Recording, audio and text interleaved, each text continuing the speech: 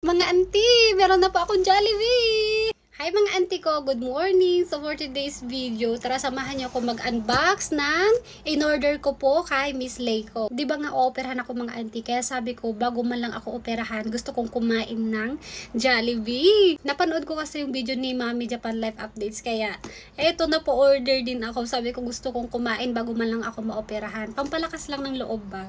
So, ito na nga po mga auntie. Papakita ko na po sa inyo kung ano yung laman. Siyempre, hindi mawawala dyan ang ating Jollibee!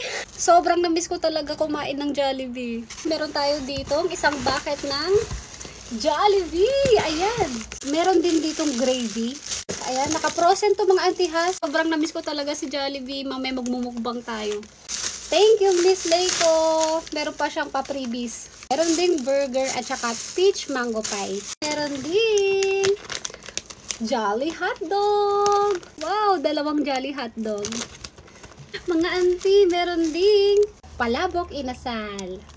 And syempre, meron din tayo dito isang pirasong leg part from inasal. Kapag nag-order po kayo kay Miss Leiko, safe na safe po yung in-order nyo kasi tignan nyo naman mga auntie, naka-ano pa sila.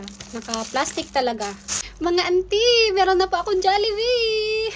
Sobrang saya ko lang po na makakain na ako ng Jollibee kasi ito yung pinaka-isa sa mga cravings ko talaga. Sa mga nandito po sa Japan na nag-crave ng Jollibee, fish balls, kikiam, hotdog, and pwede nyo pong i-message. Pwede po kayo mag-order kay Miss Leiko. Ilalagay ko na lang dito sa screen yung Facebook page niya o kaya naman sa comment section. Sila mga auntie, maraming salamat sa panonood. Mamaya magmumukbang tayo ng Jollibee. Papainit ko muna syempre. And dahil naka-frozen tong mga auntie, kaya syempre ipapainit muna natin bago natin kainin. Sila mga auntie, maraming salamat sa panonood. Bye! Jollibee!